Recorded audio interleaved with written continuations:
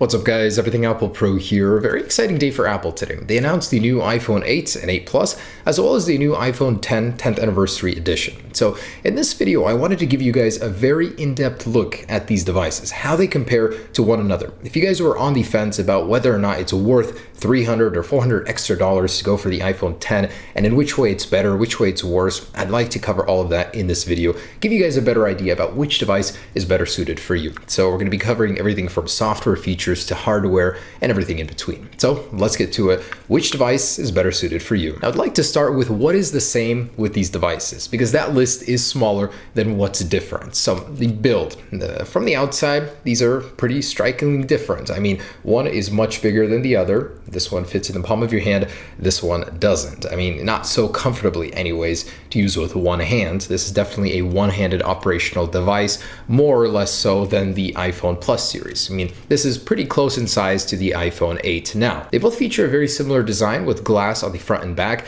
and the actual type of glass is the same on both the iPhone 10 and the iPhone 8 and 8 Plus series, as it is 50% harder than the standard glass on the iPhone 7 and 7 Plus. So that's good in terms of durability. As far as displays go, these guys do have the same technologies when it comes to displays in terms of True Tone. So they will both adjust the ambience of the display to the current color temperature in the room, giving it a more even look. Also, they are both capable of the same brightness. So even though this one is an organic LED display, it is still capable of about 625 nits, the same as the iPhone 8 and 8 Plus. And I was actually wrong about this in my original video. Both of these devices are still using IP67 water resistance. So that means 3 feet for 30 minutes, not longer. I said IP68, and that is just not true. So both are splash resistant, but definitely don't take them in the pool expecting them to survive. Now, the processing power across all three of these devices is the same. So you're going to get the Apple A11 chip with the Neural Engine and A11 Motion co-processor on all three devices. So they'll all be just as powerful as each other, although it's not confirmed. The iPhone 8 though will be getting a gigabyte less of RAM compared to the 8 Plus and iPhone 10. Now, all of the cameras are 12 megapixel, although only the 8 Plus and the iPhone 10 will be getting the portrait mode. So using an improved version of the existing one, you're going to get that bokeh effect in some certain locations and pictures that you decide to use that on. All of the devices do have the improved flash unit with a 2 times better uniformity when taking pictures in the dark with that flash, so that's good. Both the iPhone 8 Plus and iPhone 10 do have the new portrait lighting mode, which is in beta. And surprisingly, all of the devices can do the 4K 60 frames per second and 1080p at 240 frames per second. Now, on the front of the device, all three cameras do have the same 7 megapixel sensor, although the iPhone 8 can do the portrait mode on the front and the Animojis, which we'll get into in just a second, which the others cannot. All of the devices do have the 64 and 256 gigabyte storage capacity, and all of them do have the Qi wireless standard for wireless charging, and all of them do have fast charging. So that's 30 minutes will give you about 50% battery life. That's pretty good for an iPhone. So that is where the similarities end. I decided to do what's the same so you guys get a general idea of where they stand. But how are they different? The most obvious one is going to be the display, the overall form factor of the devices. Before I get into that though, the borders are different. This one is stainless steel. It's going to be a tougher metal. It will resist drops a little bit better. As you know, with an aluminum device, when you drop it onto concrete, you get this gouge. It's a very soft, a little softer metal than stainless steel, but aluminum 7000 is pretty durable. Just if you drop it from pretty high up, you'll get a dent, you'll get a gouge. The colors are also different. On the iPhone 8 Plus, you're going to get the silver, the space gray, and the new gold color, although in this one, it does not have a gold color. So you only get a silver and space gray option. So comfort-wise, these are going to be in a different class. The Plus series is not so simple to use with one hand. You really got to stretch, and that's why it has reachability. On this guy, it's a lot easier to use with one hand. The iPhone 8 is comparable in terms of screen size, although this one is just a little bit wider by a few millimeters. This one does not have reachability. Instead, you have to go all the way up in order to bring down your notification center and control center. So on the left, if you swipe notification center, on the right, this control center on the actual display. On this guy, it's just a one swipe to get to the cover sheet or notification center as we used to know it in iOS 10. The iPhone 10 will be the thickest of the bunch at 7.7 millimeters, the iPhone 8 Plus at 7.5, and the iPhone 7 as 7.3. Not a very big or bad difference, but Apple has made these devices just a little bit thicker to accommodate more internals, more battery life. So back to the displays. Obviously on this one you get a full bezel-less experience, top to bottom, edge-to-edge displays with a cutout for the top sensor bar. On the 8 Plus, it's a more conventional square, so nothing too exotic. But the actual display technology is different. You get organic LED display on the iPhone 10, which means an infinite contrast ratio. The blacks are pure black as each pixel can be turned off individually. It's a really impressive screen technology. Colors are going to be a little bit more vibrant. In general, it's just a better display all around. Not to mention the PPI, or the sharpness of the display,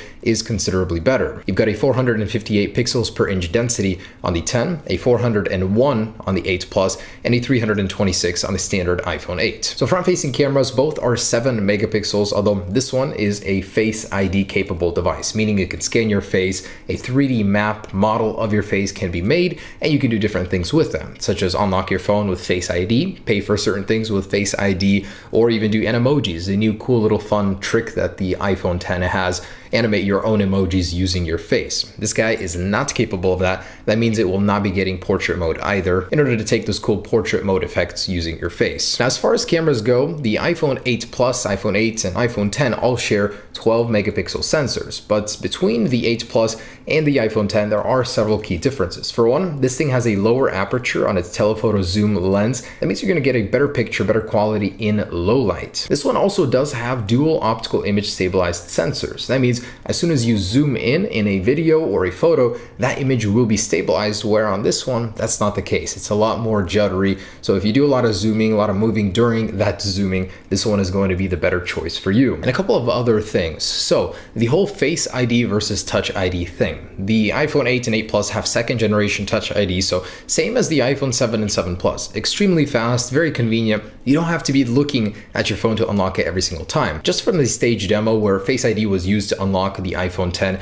it seemed a little bit slow. You had to be looking directly at the iPhone in order for it to be unlocked. So convenience-wise, it seems like there's a little hindrance there already. If you're used to the completely free, no boundaries Touch ID system where you can go ahead and unlock your phone while it's in your pocket without looking at it, that's definitely going to be more of a convenience factor there. I'm sure Face ID will improve with time, but right now it just seems a little bit slower than Touch ID, a little bit less convenient. And actually in the video demo, the video was cropped. Your games will be cropped. The sensor bar literally obstructs a portion of your content, whether you're viewing video or actually playing games. It was a little interesting for me to see that from Apple. I thought they would have cropped the top and bottom with black bars, but nope, it's literally just obstructing your content. And if you don't want that, definitely go for the larger Plus size. Not to mention, these are not comparable. Your content will appear bigger on the Plus series phone just because it has more room to expand width-wise. This one is a very constrained device. Your content will definitely appear smaller than this one, even though there's more room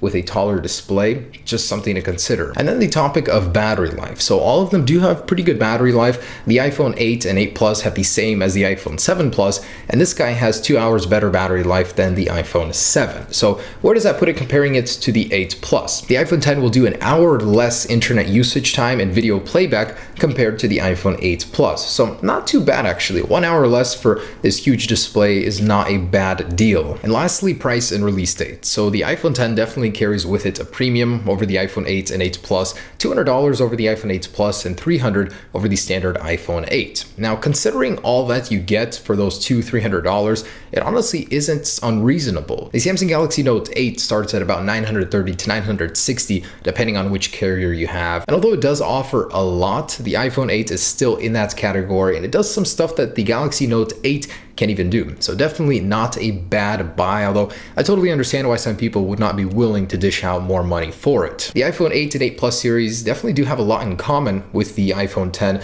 but just holding these devices, man, you can definitely tell this is in a league of its own. That display, that design, it's unlike anything you've ever seen from Apple before. So personally, $300 in order for me to get this over the standard iPhone 8, I will do that any day. I just honestly think a device like this, 64 gigabyte entry model, man, they should have done 128. That just seems penny pinching right there for me, and 512 top end model. And lastly, release date and ease of access to these devices. The iPhone 8 and 8 Plus will be mass produced. They're definitely not a huge departure from the 7 and 7 Plus in terms of design, so it was a lot easier for Apple to make a lot of them. That means they're not going to sell out as fast, and you'll probably be able to get one if you really wanted to. The iPhone 10 though, oh man, this thing will be extremely limited at launch, and it's going to be launching a little over a month after this guy. So November 3rd for this street day, September 22nd for these guys. So it will be releasing later. It'll have a smaller supply. That means it'll be harder to get in general. So if you guys definitely wanted to get one, the 8 and 8 Plus series would be easier. Just another reason to go for one of those. But